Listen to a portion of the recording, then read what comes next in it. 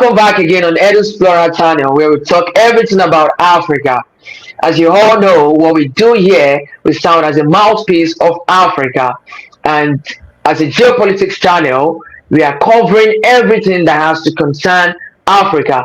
We hope you guys enjoyed the last edition of geopolitics charts here on Edu Explorer. We want to appreciate you and our current subscribers. We thank you. And if you are just seeing this chat for the first time, consider subscribing, share our video, like, and comment.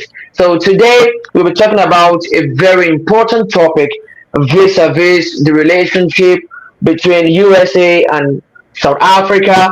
Also, we'll be looking at why US is speaking about South Africa in particular, and also we will be talking about how the rest of African nation is looking to relate with the United States of America, considering the rocky relationship they have with South Africa currently. And today, I won't be talking about this alone. I have a seasoned geopolitics analyst here with me, our friend Mr.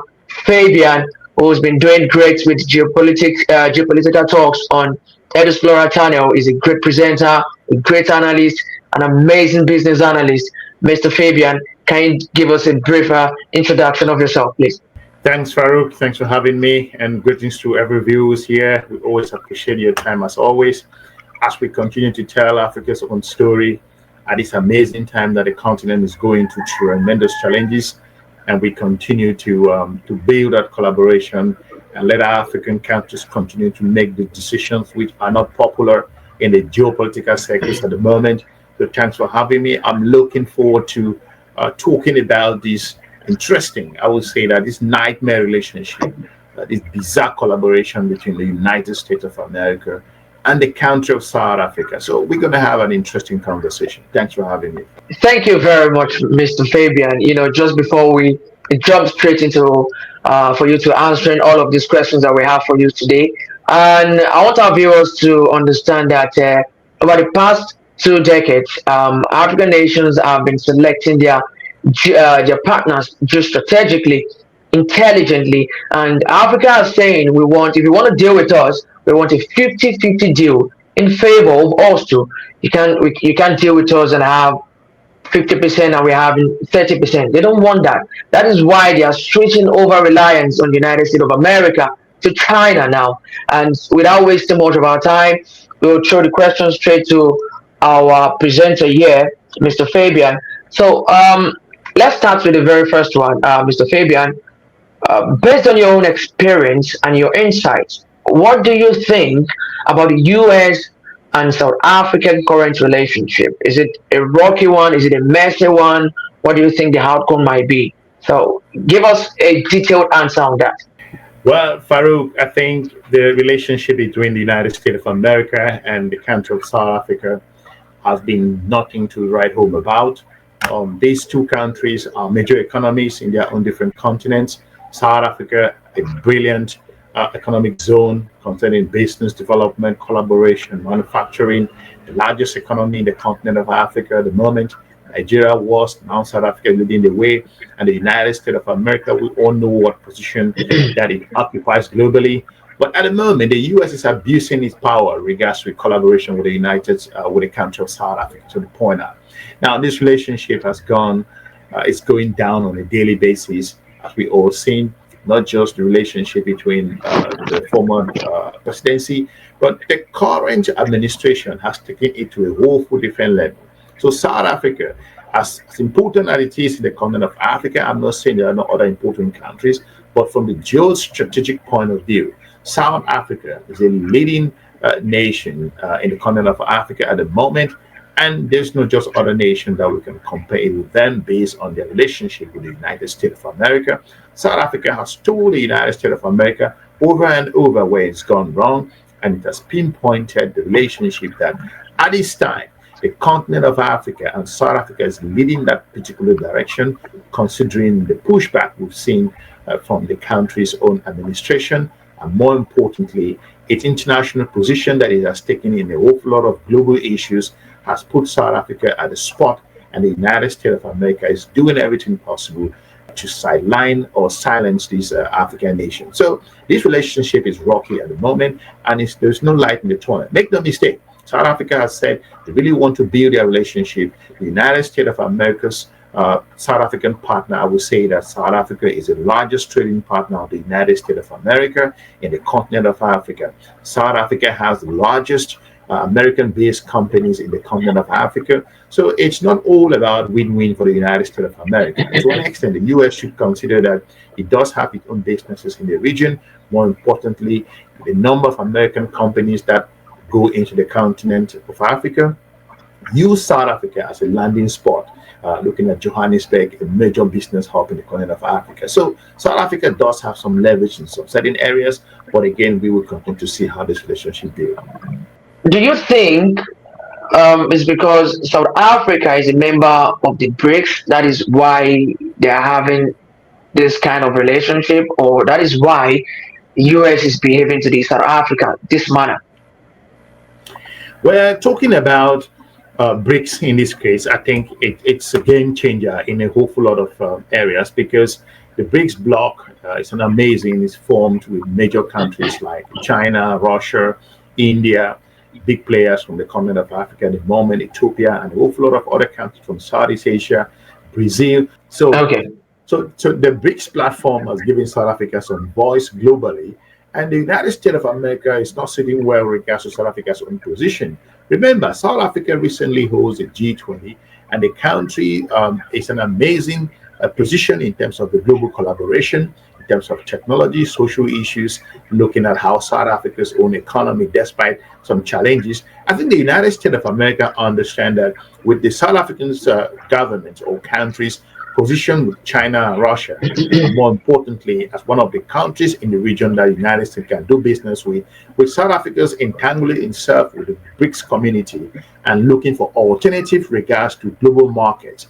That sends shockwaves in the United States of America, and is looking for ways to clamp down the country of South Africa. But again, the BRICS provides huge alternative. Remember, South Africans haven't said they don't want to work alongside the United States of America. But the problem that we all are seeing here is that the United States is using an attitude that it wants to suppress the South African government's own international exposure. Remember, South Africa led the delegation to the country of Russia and also to the country of Ukraine. And that, from the geostrategic point of view, as you remember that the current president of the United States of America, Mr. Donald Trump, once claimed that he can solve the problem, the war in Ukraine, in 24 hours. That's never going to happen. But again, going back to your question regards to South Africa's position in the BRICS community, it's a huge opportunity. It sends a shockwave, considering that countries like Uganda and Nigeria at the moment, who are vying to become members. We've seen Ethiopia, Algeria, and a whole lot of other countries who are making this particular bloc to diversify their economy, because it's clear African nations can no longer rely on the United States of America, because the United States does not have that particular leverage that it used to have 20 years ago. The world is changing, and BRICS is changing that particular dynamics, and the US is very concerned. Okay, well, that's another very insightful response there. A quick one. Do you think this behavior US is showing to South Africa, do you think it can affect South African relationship with the Russian government? Well, the relationship has always been on a rocky footing when the United States of America is concerned. Remember, when the Russian-Ukrainian war break out, which is ongoing at the moment, South Africa took a very the relationship between the country of Russia and that of South Africa is not going anywhere soon. This is a historic relationship. It started when the country of South Africa, we all knew when the apartheid era, and how this country, sub-Saharan Africa, were looking to gain their independence. Their relationship with the country of Russia is historical, just to put it very simple. But the United States of America and other geopolitical partners fail to understand this particular collaboration that these two countries have. South Africa got a lot of support from the country of Russia during that particular era, and they're not going to forget it. And they cannot just forget that particular collaboration that they've had. Remember, the former great leader of the country of South Africa, Mr. Nelson Mandela, once said that your enemy is not my enemy. In that case, was referring regards to the situation that happened at the time when he said this in the United States of America, going through a series of interviews that he conducted at that particular time. So the United States of America continued to put pressure on the country of South Africa. Remember, they were accused most recently that they were supplying weapons to the country of Russia, where the South African government denied that. We saw the United States of America's ambassador, Mr. Brics, who actually swore his life on that particular statement, saying that he is 100% sure that it happened. Again, it continued to see how South Africa has come under tremendous pressure from United States of American senators who have questioned South Africa's own position when it comes to its collaboration with the country of Russia. And more importantly, they have threatened South Africa to remove them from the African Growth and Opportunity Act. And more importantly, also, you will see that the United States of America has not set well the relationship with regards to the country of South Africa. And more importantly, the country of Russia and South Africa will continue to build their collaboration in terms of technology, agriculture, space technology, and a whole lot of other things. So I feel like the United States want to put South Africa in a small box, but don't forget, South Africa and the country of Russia's collaboration will only continue to grow, and South Africa will go a lot closer to the country of Russia if the United States of America continues this particular behavior that other experts call is a bullying tactics and the bullying behavior that the United States of America is demonstrating to one of Africa's leading geostrategic country that we all know where South Africa stands. What's happening in this relationship is that a number of African countries and leaders and officials are observing the collaboration between South Africa and that of the United States of America. So if South Africa can be bullied, can be pushed back and forth, if we consider the recent conversation that the country of the United States of America, Mr. Donald Trump, the president of the United States, accused South Africa that South Africa is doing some bad things, they are practicing genocide, and more importantly, Mr. Marco Rubio refused to attend the G20 in the country of South Africa. That tells you recently, Mr. Ramamaphosa was ambushed at the White House, where you saw Mr. Trump, based on his own perspective with regards to the country of South Africa. This is not really good, because if a foreign leader continues to stick his nose into the internal issues of African nation, it's devastating in terms of the collaboration. But again, South Africa has stood its ground so far, and the country continues to excel. And despite the recent tariff, more importantly, the recent changes that we've seen in regards to this relationship, South Africa will continue to move forward. Again, before I close, the thing is that South Africa haven't said they don't want to work alongside the United States of America. They want to build this partnership and this collaboration forward. But the U.S. attitude towards South Africa is nothing to write home about, and it's breaking the trust. Like one of the analysts in South Africa once said, the United States is not an honest. Okay, that's an elaborate answer as you've been giving as usual. So, um, you said from your responses, I derived another question from there. Does it then mean the rocky relationship they are having now? Did it just started during this Trump administration, or it has always been the case from the past administration in the United States of America with South Africa?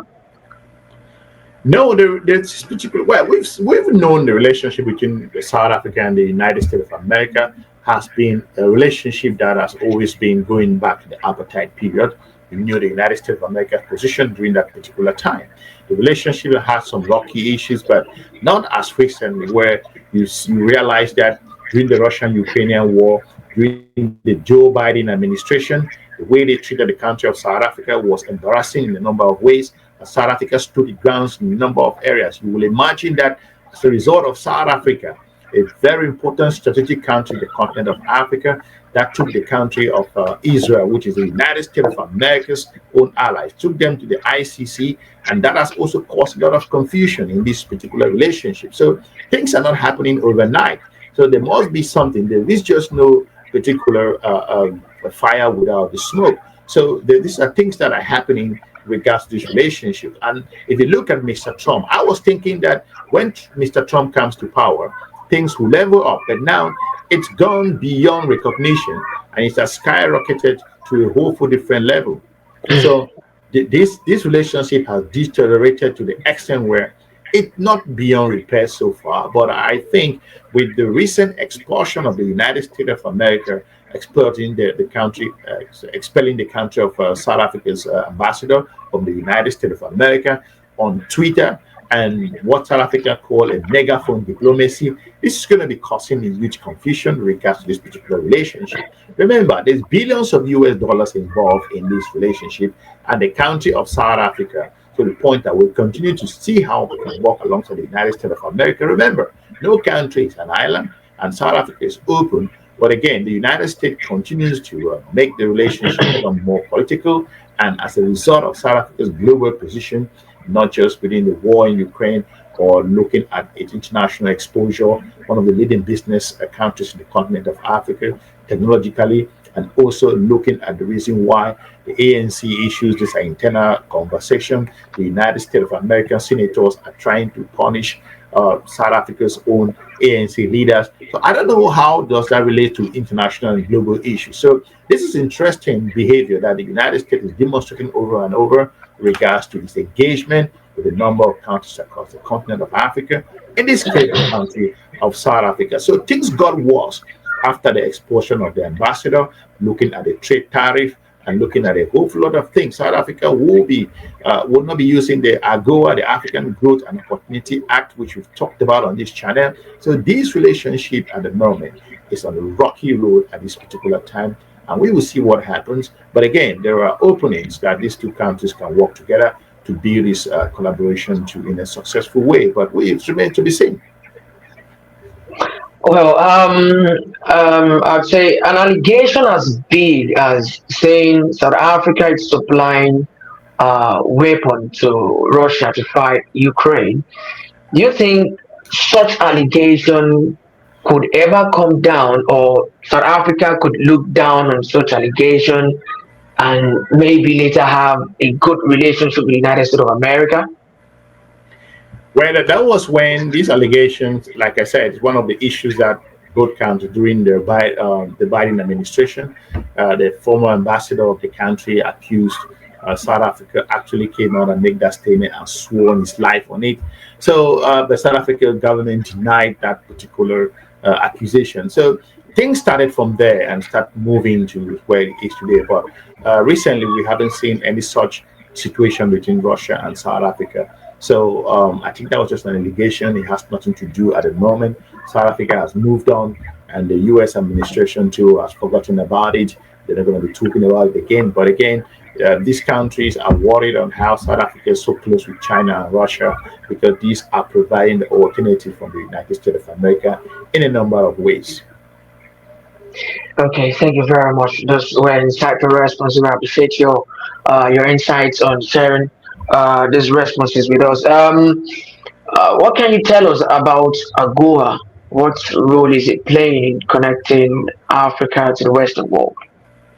Well, AGOA itself could be a topic on its own. It could be a conversation of its own because it's a broad, particular collaborative business deals that African nations have with the United States of America that gives African countries access to the U.S. market regards to some special arrangement that they have with sub-Saharan African nations. But again, like I said, AGOA is on the chopping board, it's on life support at the moment.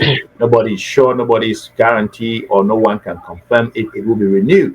South Africa has been pushed back and forth to be taken out from AGOA. AGOA again has helped the United States of America in a number of ways, and of course, some African countries have benefited from it. But again, this particular AGOA is so the African Growth and Opportunity Act, that's what it stands for. This particular trade arrangement has been used by the United States of America to support some African nations in terms of exporting their products, countries like Lesotho, Malawi, and the rest. But again, the US has used this tool to basically subjugate and also a sideline, and if not, create some kind of selection process and exclude some countries across the continent of Africa. For example, the country of Rwanda that had the back and forth with the United States of America regards to the second-hand dresses. We've seen Uganda, as a result of its own internal policies, countries of the Sahel, Burkina Faso, Mali, Niger, Guinea, and the rest. All of these countries have been controlled in a way with regards to this particular trade tool that the United States has used on one hand as a partnership in terms of business, on the other hand, is taking the leverage on it to exclude countries. So this particular trade agreement has led African nations to lose sight of the African continental free trade area, a very important, useful tool that the African nations must break down barriers, try to work alongside their economies, expand their particular growth and collaborations at this amazing time that the continent of Africa needs integration. And AGOA at the moment, there is no guarantee that the continent of Africa it will be renewed. But again, they should forget about AGOA. When you see countries like Lesotho that formerly had 50% tariff, and now it's about 10%, and South Africa and the rest have had huge percentage in terms of tariff. So if you compare what AGOA offers and regards to the current trade exclusion, then this is going to be a problem. So there is no particular area where you can confirm that AGOA will be renewed. It's not going to be renewed. So African nations to forget about it is of no relevance at this time. Okay, thank you very much. What would you say, or how would you describe South Africa relationship with China? Well, South Africa and China is one of the biggest headache that the United States of America does have at the moment, right? So China has invested billions of US dollars into the South African market, and China, through its Belt and Road Initiative, has expanded its growth and collaboration across the continent of Africa, being road, bridges, airport, dams, seaport, hundreds of kilometers of railway tracks, looking at East West Africa. So South African businesses have benefited from Chinese investment, and more importantly, the collaboration continues to grow. And I think that South Africa is the largest trading partner of China in the sub-Saharan African region. So this is a concern for the United States of America. China and the country of South Africa's relationship is not going to be going anywhere soon. These two countries will continue to leverage their collaboration in agriculture, technology, growth, investment, in a whole lot of other things. So China has a lot to offer the country of South Africa. And South Africa, these two nations, China and South Africa, are members of the Brics bloc. So if you look at when the president of China, Mr. Xi Jinping, arrived the country of South Africa during the Brics meeting, you saw the heroic welcome that he received. And this tells you where this relationship stands. So Africans are observing this particular collaboration. And more importantly, China and the country of South Africa's collaboration and partnership, it goes beyond the geopolitical spectrum. It's in a whole lot of areas that we cannot comprehend at the moment. So it's so deep. So the United States of America's attitude towards South Africa and the way that it treats the country of South Africa's own partnership with China and Russia is a big cause for concern across the geopolitical environment in the continent of Africa at this moment. So China and South Africa will continue to build their collaboration as they progress. So the United States of America, whether they like it or not, this relationship will continue. Okay, considering this rocky relationship between USA and South Africa, and considering the fact that South Africa is having a good relationship with China, how do you think this can affect the trade between South Africa and the United States of America? Well, the trade is already affected in one way or the other, considering that the African Growth and Opportunity Act is not going to be renewed so far, based on my own review and experts out there who are very concerned. And secondly, if you consider the tariffs that the United States of America set on the country of South Africa, if you look at the business collaboration, like I said, the US is not an honest broker with regards to South Africa's relationship. And more importantly, South Africa has said they want to continue to have access to the US market, and they should continue to do so, to work alongside the Trump administration to see how they can partner in a number of areas to resolve this particular concern. So make no mistake, the United States is the largest market that South Africa exports its product, equally like that of China. So South Africa's administrations are continuing to build this relationship. But it goes without saying that if the wars come to the wars, the countries across the region, and more importantly, South Africa in this case, will continue to diversify their partnership.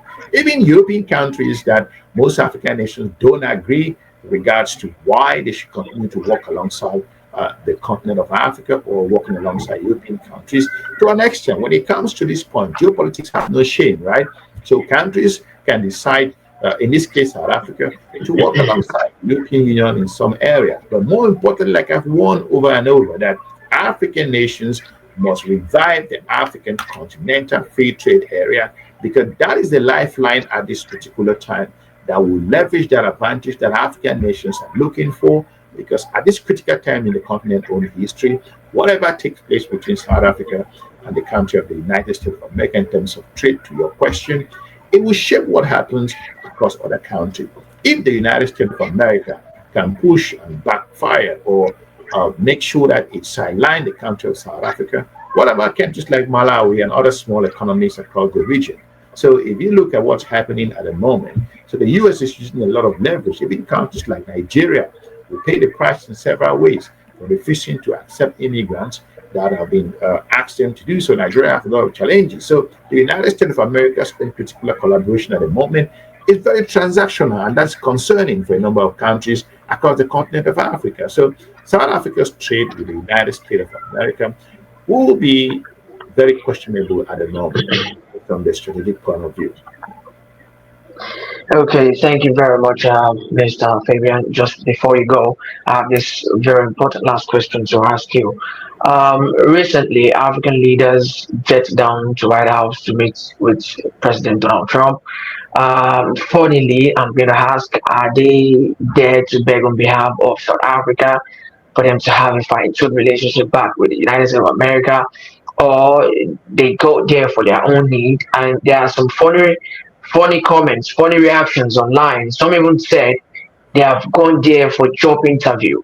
You understand what I mean? So, what can you say about their meeting with the United States of America there, from a perspective that they leave their primary responsibility at home and travel abroad to meet with United States of America president? What does this look like for African continent as a whole?